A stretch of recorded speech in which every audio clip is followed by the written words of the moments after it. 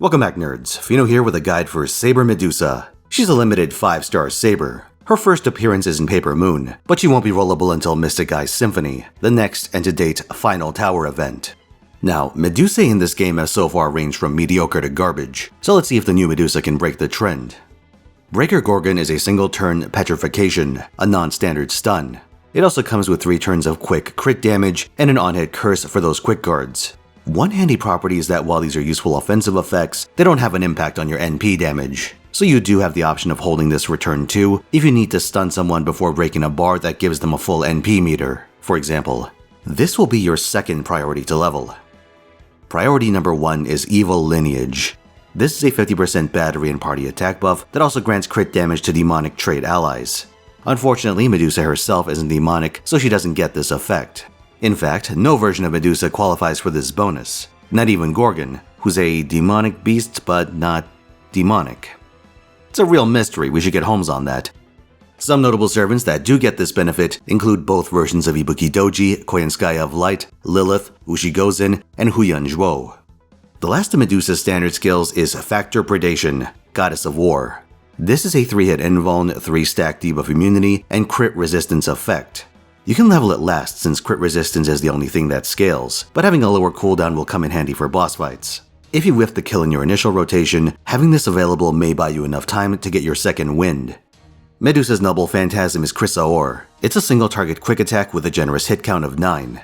It does super effective damage to human attribute enemies and buffs any of your earth attribute servants, including herself, with attack for 3 turns. Its overcharge is a single turn preemptive quick buff. Lastly, Chrysaor has a pathetic 40% chance to petrify, which in most situations just adds a lot of volatility to your setup. Normally, you'd just assume this effect wouldn't proc, but if you're, say, counting on your enemy to take out a taunted support, an unexpected stun would be the last thing you'd want to see. Overall though, this is a remarkably strong noble Phantasm. The anti-buff is an obvious winner in the 90++ era, where you need to identify and exploit a boss's traits and attributes, but the party buff is another piece of that team-building puzzle. This lets you push damage of teammates like Saber Artoria, Siegfried, Mordred, Summer Tomoe, Barghest, Ash the Savior, Morgan, Duyurdana, Lohi, Lilith, Summer Melusine, Doman, Taisui, Khazred-Drop, and the ever-present Oberon. A number of these can also exploit her demonic crit buff, though I wouldn't worry about double dipping aside from Doman, who reciprocates by lending Medusa the chaotic half of his buff suite. In terms of neutral damage, Medusa's Chrysaor is on the lower end of the 5-star single-target Saber list, but she has the benefit of maintaining consistent pressure through her refund potential. Her hit count and battery combo go a long way towards making that happen. And unlike the 2 Arts twins, Dioscuri and the Trunk sisters, Medusa can leverage her anti-buff, team support, and Scotty-derived crit damage to give her follow-up some real bite.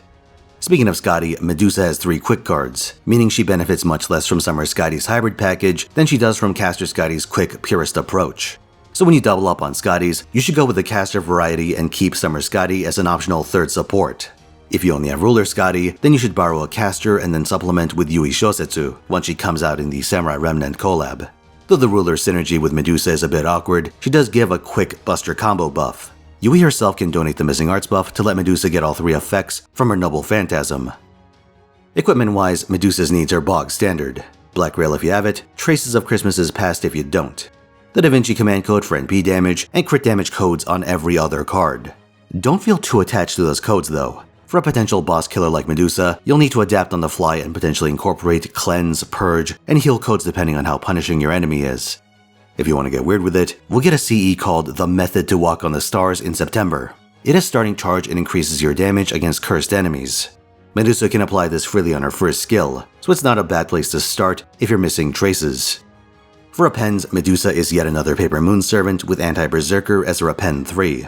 That's generally quite good, though you may also want to consider her starting charge append. While you don't need it in single core setups since Scotty gives meter in 50% chunks, it's a relevant consideration for the multi-core teams you run in 90++ encounters.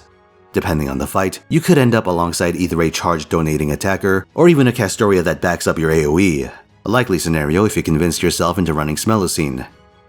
One of the big appeals of Medusaber is that she's such a big quality of life upgrade over the other single-target Sabers.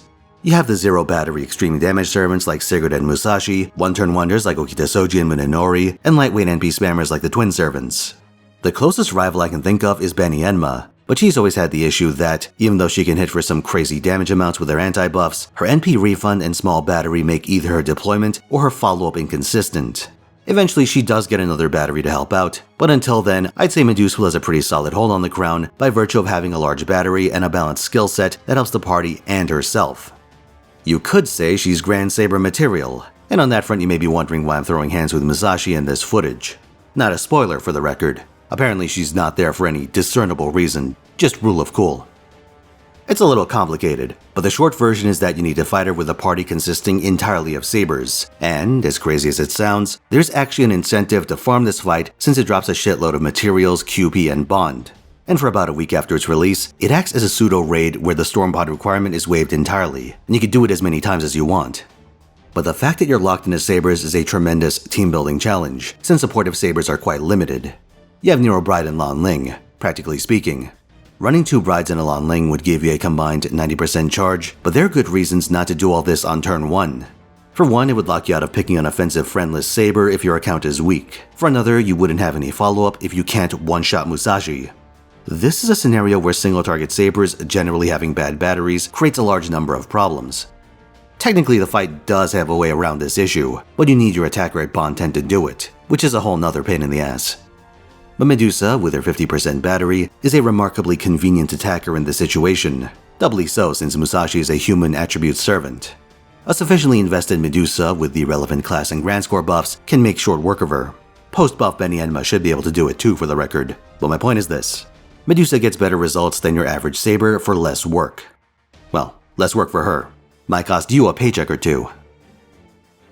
Medusa is an outstanding Saber and a good servant in general, well worth rolling in a vacuum, but you might be apprehensive about picking her up right before summer rolls around.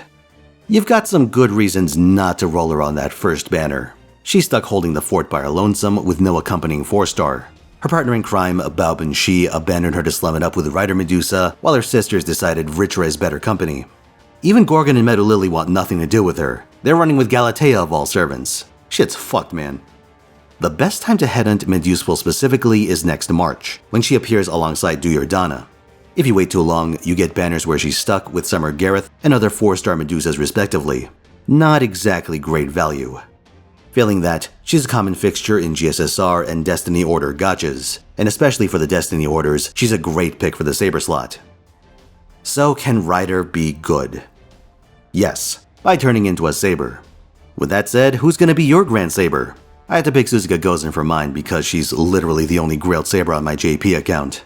If you're watching this the day it comes out, I'll be rolling for more Beamas on stream at twitch.tv/Finotaisen. I usually stream on weekends at 3 PM Pacific time, but you can expect more surprise guerrilla streams going forward. To get notified for those, I'd recommend joining the Discord, which is linked in the description. There's a role you can get for stream pings if you need your daily dose. Till next time, lads, I'll see you later.